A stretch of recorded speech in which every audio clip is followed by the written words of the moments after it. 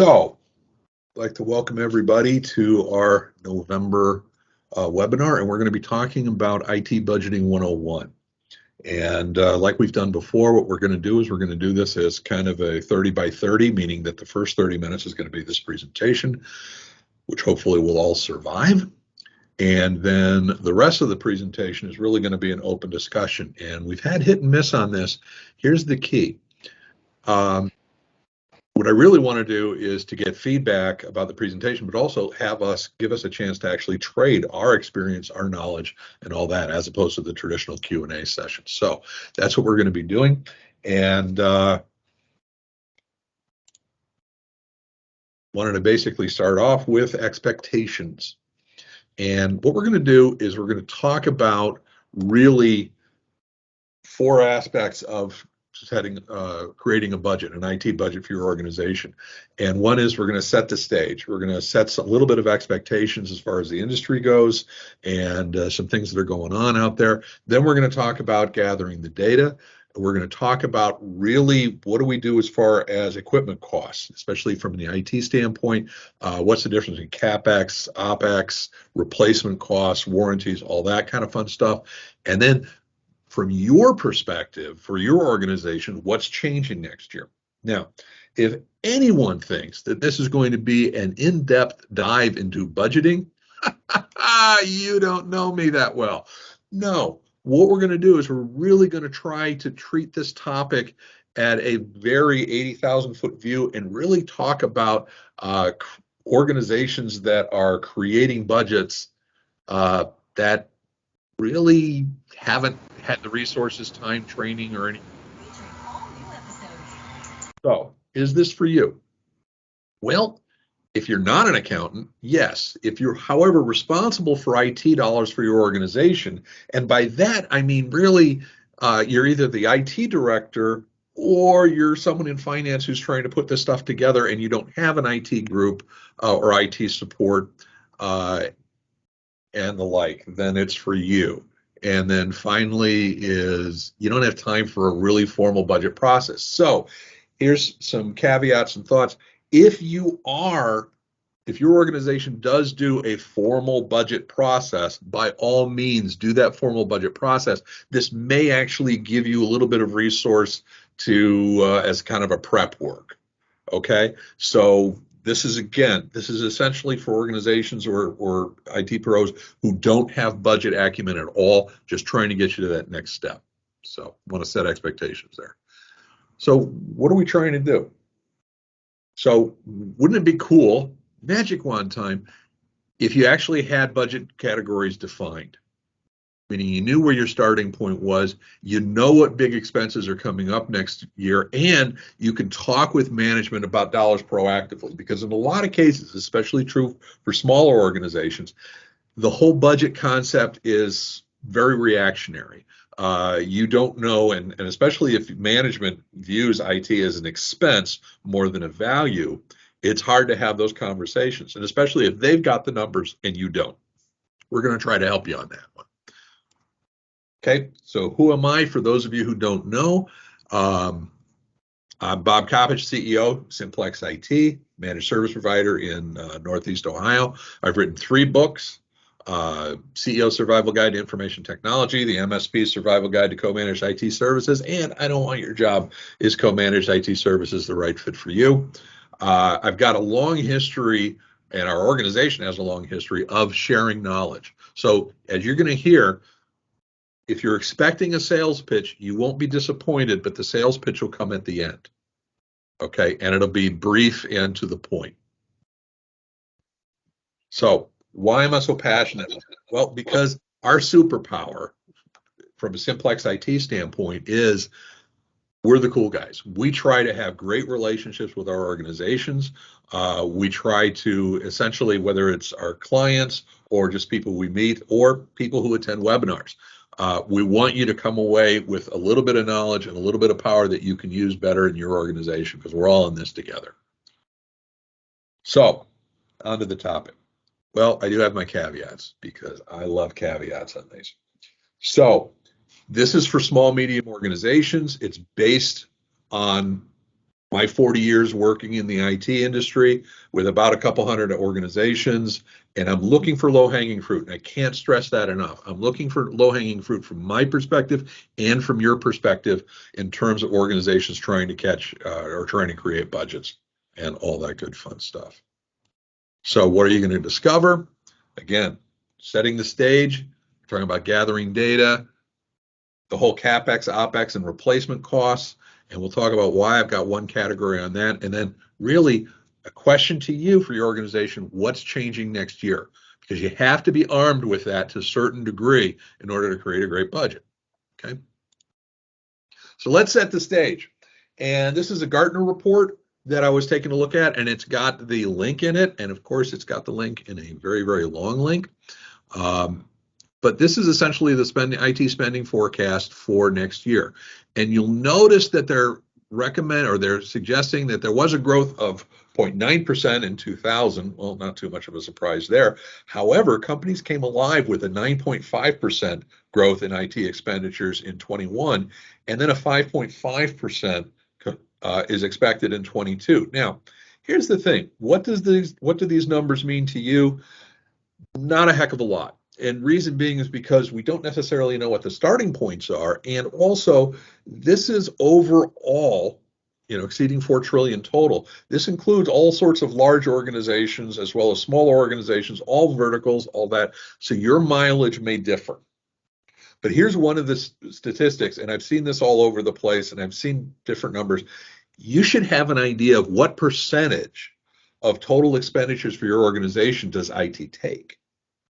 And I've heard anywhere, depending upon the vertical, that it's somewhere between 5% and 9%. Obviously, an organization that is strictly their product is IT or, based solely on technology, it's going to be higher. But in your more traditional service level, manufacturing level, all of that kind of fun stuff, you hear that under 10%. Now, is that going to change? Yes, it is. Primarily due to cybersecurity, but also because of a lot of the things that were discovered, the work from anywhere, a lot of opportunities were discovered for organizations to actually increase how they service, how you service your clientele, your vendors, your stakeholders through the use of information technology. So you can start with that number, but one of the things I would try to do is try to work with management so you can get an idea of what your current costs, and we'll talk about this, but what your current costs are as a percentage of total expenditures for the organization as IT goes. So that gives you a starting point to say, hey, we have to increase that because of this, or to set your expectations of what you can get away with for the lack. Now, what are some external factors? And what I mean by external factors are these are things that are going to affect your expenses, whether you like them or not. First of all, the supply backlog. What do I mean by that? If you've been reading the papers, there's all sorts of supply backlogs, all that kind of issue. And they have a couple of impacts as far as IT expenditures go. One is obviously the time from ordering to the time to receiving is long, which really doesn't affect us from a budgeting standpoint, sort of. But what also happens, and this is more important, is sometimes we have to settle. So we're having a lot of issues where organizations are essentially saying, this is the only kind of equipment that we can get. So instead of buying these products or of these workstations, these laptops, these switches, we're settling for something that's either more expensive or less expensive. And in some cases, we're finding organizations are actually putting off expenditures for a longer period of time. So keep that in mind. The second is the work from anywhere. So the work from anywhere, we called it work from home to begin with because everybody's working from home, but now organizations are finding reasons to expand on that because we can work from anywhere. However, what we're also finding is a lot of organizations are finding themselves in situations or circumstance where they jury-rigged the work from home solution last year. Now they have to put it in play in a more mature way. Why? Because of the third one, and that is cybersecurity. And we're seeing a couple things that are happening on the cybersecurity side that are going to impact you in ways that you may not have planned. One is on the supply chain side. If you are involved with some of the organizations, especially Department of Defense, and therefore have to adhere to CMMC requirements, then you're going to have expenses that you weren't planning on in 2022. Similarly, if you have cyber insurance, which you do, don't you? If you don't, let's talk. A lot of cybersecurity insurance vendors are either significantly raising their costs, actually all of them are significantly raising their costs, or putting in a ridiculous amount of fine print that makes it so it's going to be very hard for you to actually collect on any claims, or they are putting in requirements, what we call the traveler's effect, because traveler's insurance is one of the most popular ones that have done that. And travelers essentially will not give you a new policy or will not renew policy unless you have several layers of multi-factor authentication implemented, which if you were in that situation, let us know. We can help you with solutions on that. But in any case, it's external cybersecurity requirements are going to force you into some potentially unplanned expenditures. Now, that said, many organizations should be looking at increased cybersecurity expenditures anyway, but that's under your control in those circumstances. And then finally, inflation. We're all hearing about the price increases, all that kind of fun stuff. Blame whoever, call it whatever you want to. It is happening. And I'll point one out in particular. Microsoft announced recently that their prices for a majority of their 365 subscriptions are going to go up by roughly 20% in March of next year. And depending upon whether or not you want to have the flexibility of dynamically decreasing, increasing the numbers, and it's more the decrease that's the issue, in order to maintain that flexibility, as opposed to say, I want 20 licenses and I'll pay for those 20 over the next 12 months, there may be an additional increase as well. We've already posted one video on LinkedIn about the increase coming on. I still think there's going to be some dust settling with Microsoft. I absolutely think the 20% increase is a given. I don't think that's going to change. Some of the flexibility capability or capacities or whatever, I have a feeling those may stick around, but we'll see. But we'll let you know on that. But in any case, these are external factors. They have nothing to do with business plans. They have nothing to do with replacement strategies or anything along those lines. But you have to be aware of them when you're actually creating a budget. By the way, any questions or anything along those lines, go ahead and put it in the chat. But we will be also opening it up in about 15, 20 minutes. So a simple budget, what is it? Honestly, it really is fairly straightforward. It is you create categories, you create subcategories, items in those categories. You go as detailed as you're comfortable with. And if you're starting out, less is more. Meaning the fewer categories, the fewer subcategories, the fewer items. But essentially, what you want to do is you want to build a comparative spreadsheet. And the comparative spreadsheet will just show, here's what we did last year. And last year can be 19 if you feel you're not comfortable showing the $20 yet. But here's what we did, in the prior year. And then what's the increase? And just start with a rough percentage increase. I just threw an example here that had 5% increase. And then that gives you a projected numbers. But then those projected numbers, you can override those by simply saying, yeah, well, next year's it's not going to be that way because of extenuating circumstance. And you take whichever of those two numbers you prefer, and you add notes to them. And what are the changes? So I've just thrown an example up here, and we're going to give you a way to get all this. We've got about 3 or 4 documents that we're going to share with people who are interested. But so, for example, we basically said in here for servers, we spent $12,000 in 2020 on servers. And we just had a default 5% change, which would have been 12,600. But we don't need to buy a server this year. So the 21 real is actually 0. And we just said, yeah, server hardware's up to date. Same thing happened over here, or a similar thing on the desktops. We said 4,000, 5% would have been 4,200. But we said, no, we're going to spend a little bit more.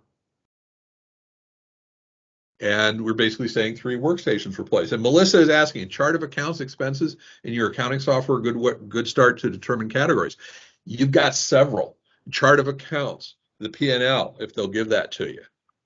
Take a look at the invoices. Kind of match whatever your organization is doing as far as budgeting goes right now. But anything you can do to cheat, excuse me, anything you can do to prep yourself.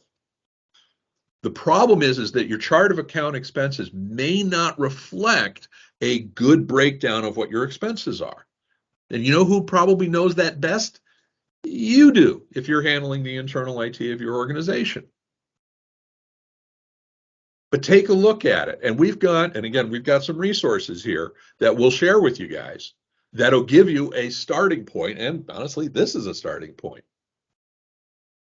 And all you're doing is you're getting a good start, and then you're going to tweak it. Okay. But as far as the gathering data goes, you gather data about your 2020 or 2019 expenditures. You create broad categories, you create subcategories, but you keep new projects in separate categories to the stuff that was from the current year or prior year. And the reason being is because that gives you a better way to show the difference between last year, and by last year I mean this year right now, and the upcoming year. Okay, so if there's a huge bump that you're going to see in 22, you want to be able to separate what this new project is. Now, you can do that by just creating different line items within the same subcategories or creating separate categories. Your mileage may vary. Just be consistent in the way you do that throughout your budget. And if your organization does it in a certain way, then again, mimic your organization as best can. Because this budget is not just for you, it's for management, it's for talking with management, it's for creating expectations and make sure they understand this is a first pass. So mileage may vary, all that kind of fun stuff. So I'm going to keep going. So capex, opex, and replacements. And I'm going to kind of just go briefly over this. Number one, because I'm not a tax expert or the like. CapEx is basically where we're buying large pieces of equipment. Historically speaking, manufacturing, of course, CapEx is huge for shop floor equipment, all of that kind of fun stuff. And usually those become assets, and the assets have significant tax implications, all that kind of fun stuff. OPEX is operational expenditures. They don't have the same, they have a lot more flexibility. Often they are more rentals. Software as a service can be considered OPEX, all of that kind of fun stuff. You need to talk to your organization as far as having an idea of the best way to approach the difference between those dollars, but then also simple replacement expenditures. Now, by replacement expenditures, it's time to replace the hardware. It's time to replace the server. It's time to upgrade the operating system. It's time to upgrade the your primary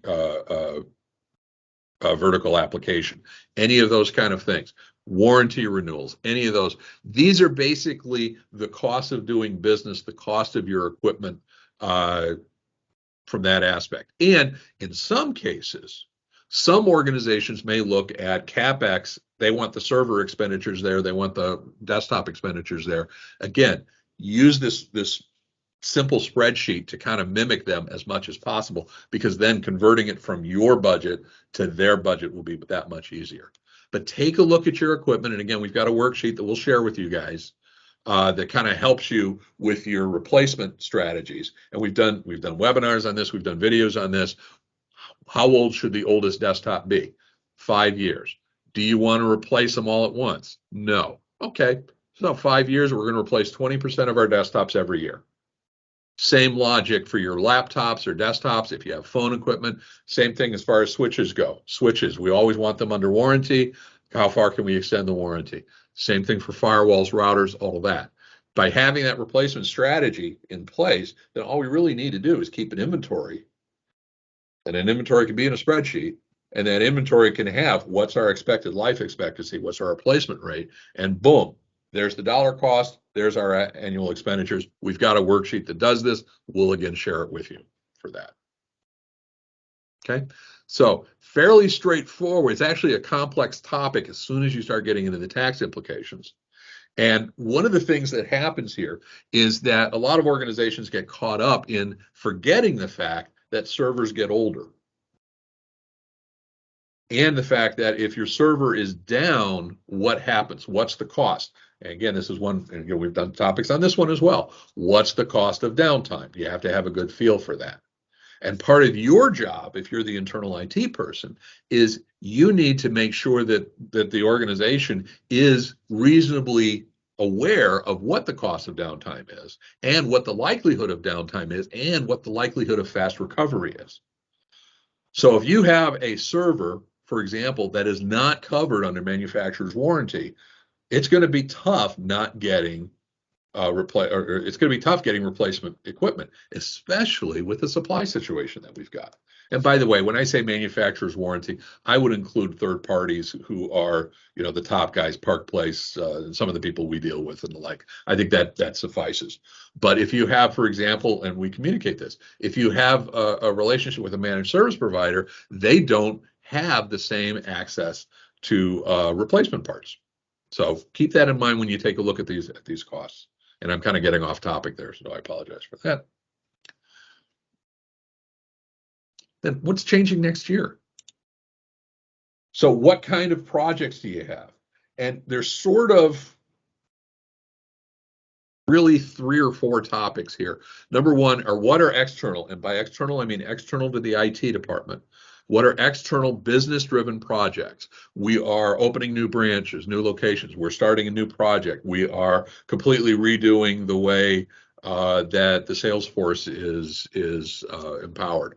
Whatever. But that's essentially business-driven, in which case you need to make sure that you're part of the management team as far up as possible. And we've done videos on this as well, so that you can have a voice, whether it is they have to put together a budget and you need to be part of it, or you need to get enough information from them to put together a budget. In some cases, business-driven projects, it is going to be up to the primary partner or the primary group to actually hold the budget and have the costs and all that. In other cases, it's going to be distributed. You kind of have to get a feel for what your organization, how they deal with those types of projects. So, for example, if we're going to do excuse me, again, I'm a manufacturing in the brain. If there's going to be significant shop floor upgrading, we're going to rewire it, we're going to add another X number of feet to the warehouse space, put wireless in there, all that.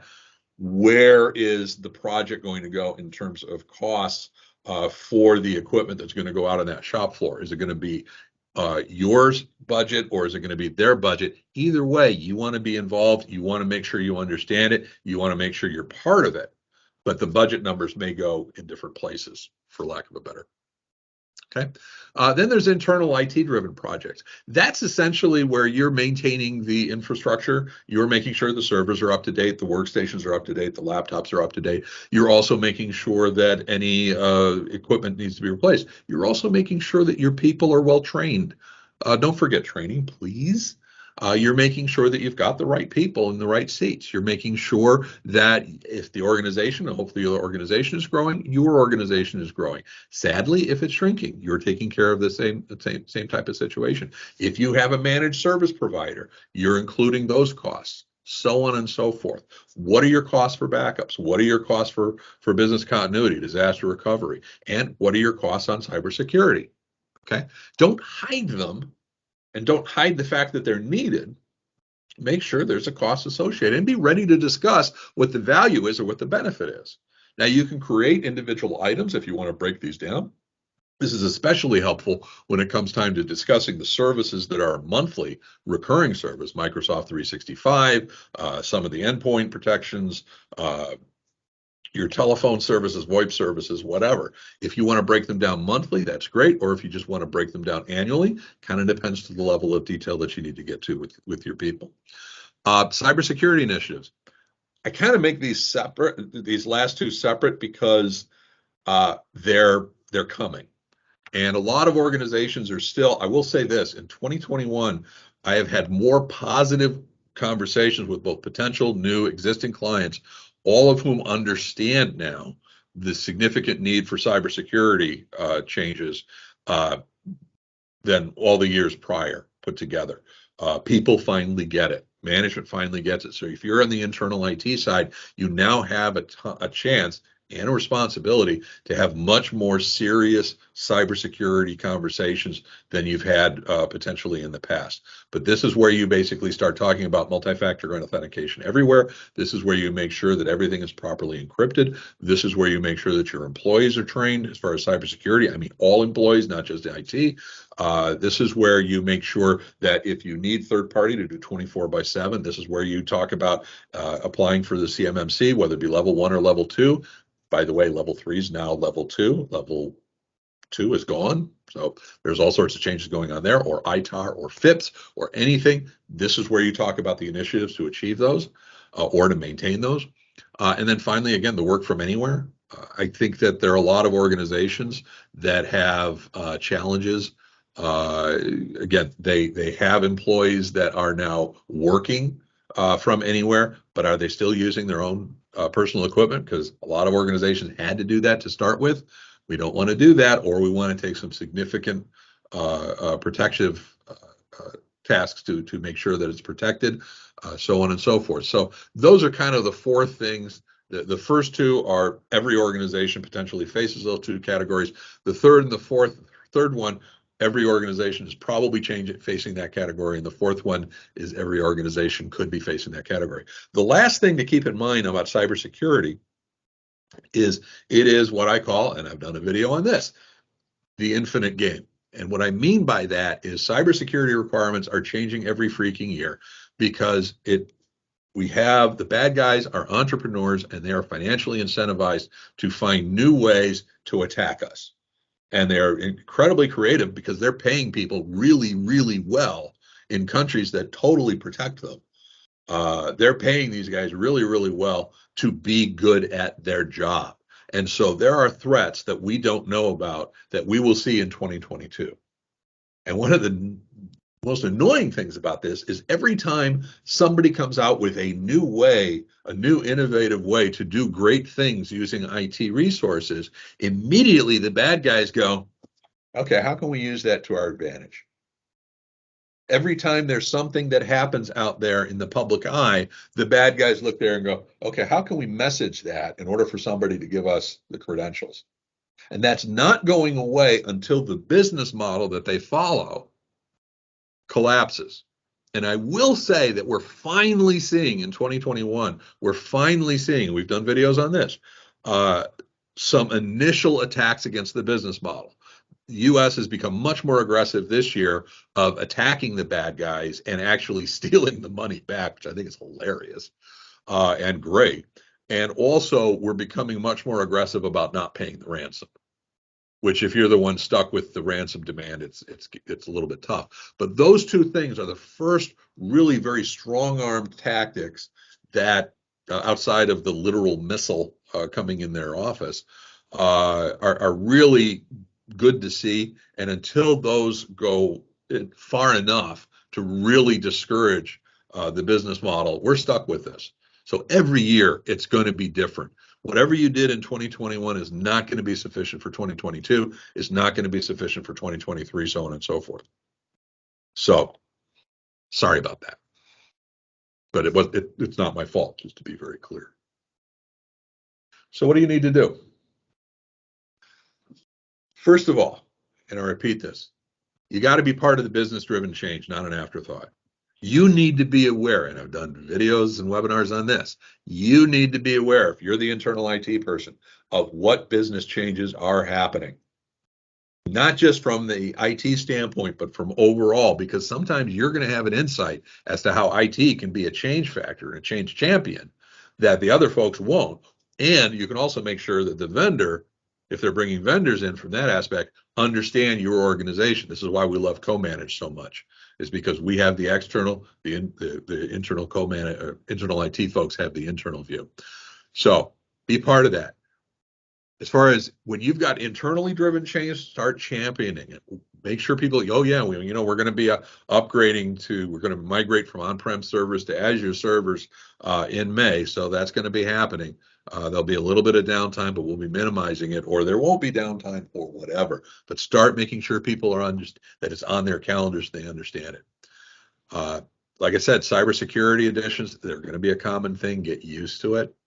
And then finally, the work from home was often knee-jerk reaction. People are going to use their home computers, unprotected, unmonitored, all that, or they'll get in through just remote desktop or minimal VPN connectivity. We got to clean that up. And a lot of people already have done that. Kudos. But if you haven't, you got to do it more. So we've gone through these four things. We set the stage, and we're just about to wrap up here, and hopefully we'll have some good discussions. So we've done this. We've got the discovery. And I say this again, especially to the internal IT folks out there. IT is more than keeping the lights blinking. We have to bring value to the organization. We have to make sure that the organization is getting the most value out of IT. And the blinking lights is just the starting point. People need to know how to use the IT most effectively. They have to know what they should be able to do and should not be able to do. It should be controlled and measured, all of that kind of fun stuff. That's a big part of again, from an internal IT standpoint, that's a big part of your job. So how do you make that happen? Now we're going to switch over to the kind of the sales pitch. I'm going to go through this real quickly. So we've got a practice of co-managed IT services, but here's the offering that I've got. And this offering is for anybody, whether it's CEO, internal IT, existing client, anybody. But I want to offer a virtual meeting. We're going to go over the status quo of IT that you've got from an expectation of what you currently have, as well as expectations of 22. Let's get you started. We've got some budgeting tools that we're going to share with you, and I'll answer any questions you've got. There's no real sales pitch to this. But at the end of it all together, you'll have some starting points as far as categories and subcategories go. I'll also share with you the template documents that we've got. So we've got the document that you saw earlier as far as the budget. That took me 10 minutes. But we've also got some documents that help you figure out what the annual cost for equipment is, what the replacement timelines are, all of that you can manage and maintain fairly easily, as well as we've got a couple page documents that are summaries of what you need to have for an IT budget. And then you get a copy of my book. I don't want your job as co-managed IT services the right fit for you. And I'll throw in the CEO survival guide information as well. And then we'll talk about IT. We'll talk about it either from a pure MSP where we take on all requirements, or we'll talk about co-managed IT. And if it's a good fit, we'll explore it further. And if not, part friends. Normally, there's dollars. I know this will come as a shock. We will do this for free. What's the catch? I will not wear this uniform. But we've only got a few spots available because honestly, we are buried. And we're actually, by the way, we're also looking to hire an additional technician, level 2 or 3, as well as someone who can help us develop content internally. So we've got those two positions. They'll probably be posted within the next. So just email me on this, and my guarantee is there's no sales pitch to the end. Only if it makes sense, and if it's not useful, I'll give $50 to a charity of your own choice. So that ends the first 30 minutes of our presentation. For our 30 by 30 structure, we then have the second 30 minutes open for open discussion where everybody, not just Q&A, but anybody can give their insight, their experience for whatever the topic is. And that we don't record and we don't push because we want to have as open a discussion as possible without the it's going to be there forever issue. Want to know more about our events? Check out simplex-it.com/events and register and come and be part of this because it is gosh almighty fun.